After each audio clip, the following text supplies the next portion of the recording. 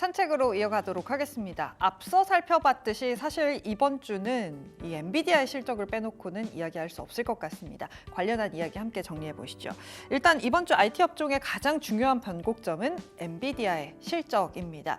IT와 관련해서 이제는 IT 전방 산업의 수요 개선을 봐야 하는 게 아니라 AI 투자의 수혜를 얼마나 받느냐 를 주가의 관점으로 봐야 한다라는 분석이 있었습니다.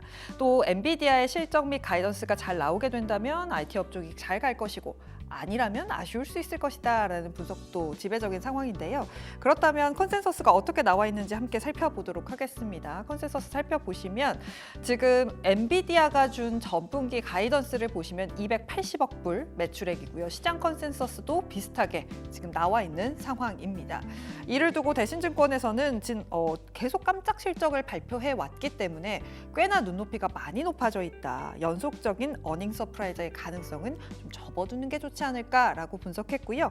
현대차에서는 TSMC 호실적을 봤을 때 컨센은 충분하게 맞출 수 있을 것이다. 가이던스도 상회할 것이다. 290억에서 300억 달러까지는 매출액을 찍을 수 있지 않을까라는 긍정적인 분석을 내놨습니다. 유진에서는 어떻게 보고 있었나 찾아봤더니요.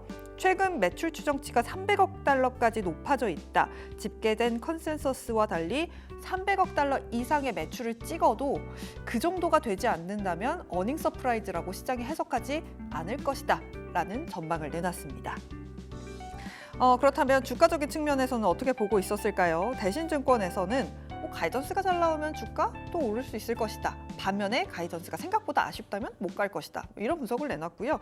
유진에서도 매출도 매출인데 상승 마진이 8분기 만에 감소세로 돌아서는 것을 주목해야 한다라고 분석을 하고 있었습니다. 정말 대단한 실적 서프라이즈가 필요하다. 주가 상승에는 이라고 보고 있었고요. 현대차증권에서는 엔비디아의 대체품이 없다라는 걸 보면 하반기까지 엔비디아의 실적은 좋을 수밖에 없다라고 보고 있었습니다. 하반기 실적 가이던스가 이번에도 긍정적이라면 전고점까지 뚫고 갈 수 있지 않을까라는 분석을 내놨습니다. 좀 증권사별로 갈린다는 걸 확인해 보시면 좋을 것 같고요. 그렇다면 이번 실적 발표의 관전 포인트는 어떤 것들이 있을까요? 4가지로 좀 정리를 해봤습니다. H200과 H20의 매출이 얼마나 늘었는지, 또 두 번째로는 블랙웰이 사실은 좀 미뤄졌죠. H200과 블랙웰의 전환 과정 중에 H100이 얼마나 더 많이 팔렸는지, 다음으로는 GB200 또 블랙웰 시리즈의 공급 타임라인 언제 나와서 언제부터 판매를 할 수 있을지 봐야 할 것 같고요. 마지막으로는 AI 산업에 대한 코멘트에 대해서 잘 살펴봐야 한다라는 시각이 있었습니다. 이번에는 한국으로 눈을 돌려보도록 하겠습니다. 우리나라에서 잘하고 있는 건 메모리 쪽이죠. 이쪽을 보죠. 최근에 범용 제품 수요가 낮은데도 불구하고 가격이 계속해서 오르고 있습니다. 왜 그런고 살펴보니 미국 대선을 앞두고 중국에서 리스타킹 수요가 있기 때문에 가격 상승을 계속해서 지지하고 있다라고 하고요. 메모리 반도체 회사들의 인하우스 재고가 계속해서 감소를 했고, 또 모듈 하우스 재고까지 줄어들면서 3분기까지 가격 상승이 계속해서 이어질 것이라고 분석하고 있었습니다. 실제로 가격이 어떻게 흘러갔는지 함께 살펴보시면요. 함께 확인해 보도록 하겠습니다. DDR5 64기가 제품이 계속해서 가격이 오르고 있습니다. 8월에도 가격은 더 오를 거다라는 전망이 나와 있고요.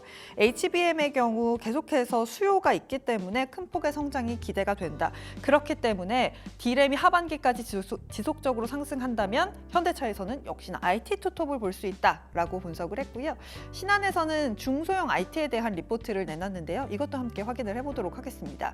이제 투자자의 눈이 내년 실적까지로 바뀌고 있다. 그렇기 때문에 주가를 분석하는 기준이 달라져야 한다라면서 3가지를 제시했습니다. 중소형 IT를 선정할 때는 AI 기술 변화의 수혜를 얼마나 받을 수 있을지, 캐펙스의 낙수 효과가 얼마나 될지, 또 내년 실적까지 봐야 한다라면서 장비단에 있는 두 종목을 긍정적으로 보고 있었습니다. PSK홀딩스와 STI였는데요.